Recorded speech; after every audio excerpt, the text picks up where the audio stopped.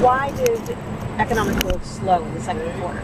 Yeah, the GDP number for final demand, which is kind of what happens to spending in America, was up 3.9%, which is about what we expected. That's a really strong positive growth number.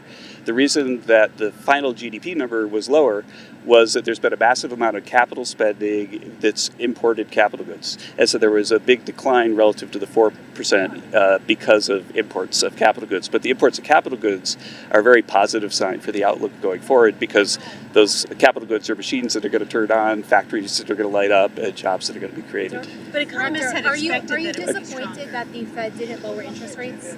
I respect the independence of the Fed, and I think they've got new leadership there, and I'm very optimistic about how productive and successful that Kevin will be there. Mr. Hazzard, if ships continue to go at the rate they are passing through the Strait of Hormuz, how quickly do you think gas prices go? How fast do you think we'll start seeing some stuff? Well, we've seen the energy prices, have been much lower than critics of the president have said they would, and that's because we've taken so many actions to get energy prices as low as they could be despite this disruption, including having Navy vessels escort ships out of the straits, increasing the flow in pipelines, waiving the Jones Act so that we could get ships to move Gulf of America oil to the East Coast or the West Coast.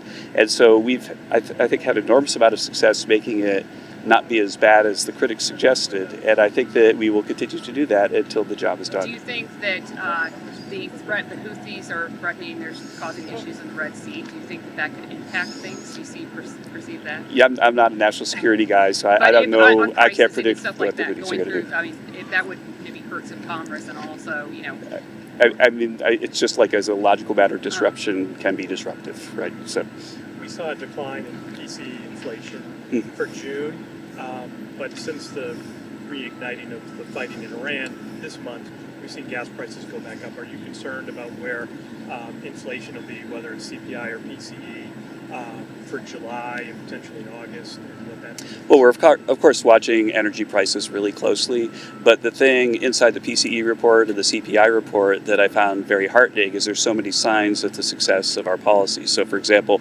in the CPI report, you saw a big decline in drug prices right after we had Trump RX announced, and we've also been negotiating most favored nation prices for drug companies, really helping people.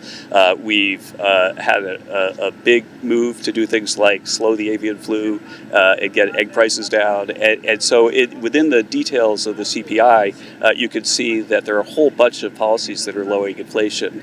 And as energy prices come down, as the things, well, you saw what happened with the ceasefire, as these things are finalized, that I think inflation will probably be very close to the Fed's target.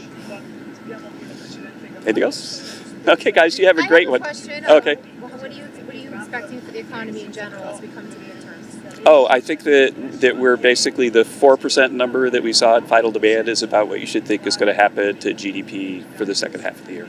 And that's because there's so much capital spending that's being turned on that it's almost got to happen. Any advice for us journalists on how we can make more money?